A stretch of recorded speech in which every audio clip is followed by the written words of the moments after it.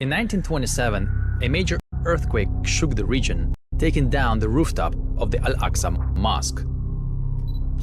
To prevent future collapse, the Waqf decided to strengthen the foundations by digging out the floors around the supporting columns. And when they lifted the floors, a British archaeologist, Robert Hamilton, was on site to document the work in case they found something underneath. A British archaeologist, Robert Hamilton, was on site to document the work in case they found something underneath. And to no surprise, so many things were found that Hamilton wrote a 336-page report in which he documents ancient structures, marble floors, underground passages, some dating to the First and Second Temple periods. But there was something else found that absolutely shocked us. This right here is the corner of the original platform during Solomon's time, Hezekiah's time, that original platform. And back in the 1960s, we have photographs. It was a boss of a Solomonic type stones. We can identify this as the corner of the original platform of Solomon. And from here, we can follow the line of the platform that exists now to the eastern gate, and we have markers there on the eastern gate just north of that. We can see a change in the stones there. This right. So the Canadian electricity tariffs on the U.S. are off. Off. How did that happen? Well, the president woke up this morning and he saw it and he just jumped right on it. He sent out a couple of tweets this morning and truths that made it crystal clear that you can't have a Canadian premier sort of effectively tacking on a 25% tax on Americans' energy, a couple of states. And he made it crystal clear this is coming off today. He called me first thing this morning and said, Howard, this had better come off. And I spoke to Doug Ford, the premier, and I'm happy to tell you it is off. So Americans will not be paying more for electricity if they live in Michigan, New York, and Minnesota? Gone. What?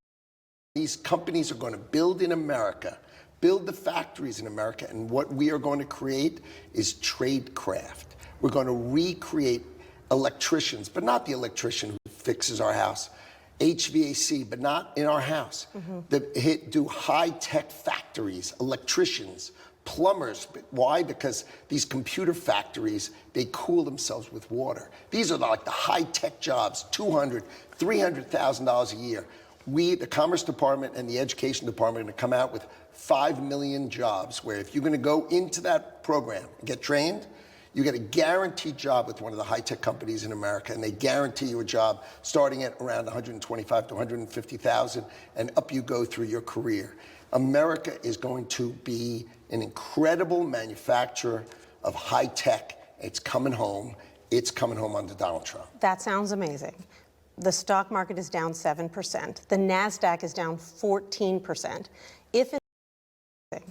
The stock market is down 7%. The NASDAQ is down 14%. That commission, and they donate it to many different charities. Throughout the years, they have raised $180 million for those charities. Fox Business correspondent Cheryl Casoni has been there all day on BGC's trading floor, and you get to witness this. I just think it's such a great event, isn't it, Cheryl?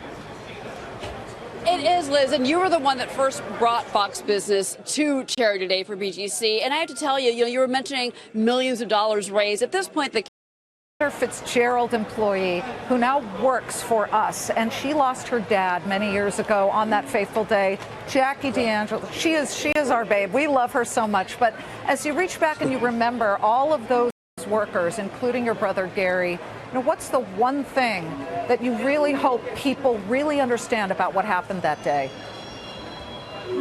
Well, these are beautiful people, and it's not, some people categorize Wall Street as sort of a place, but it's not. It's full of unbelievable people who care about each other. They care about their families. These are just great people, and to keep their memories alive, to keep everything about them alive so that everybody remembers them, everybody remembers what great human beings they were, and then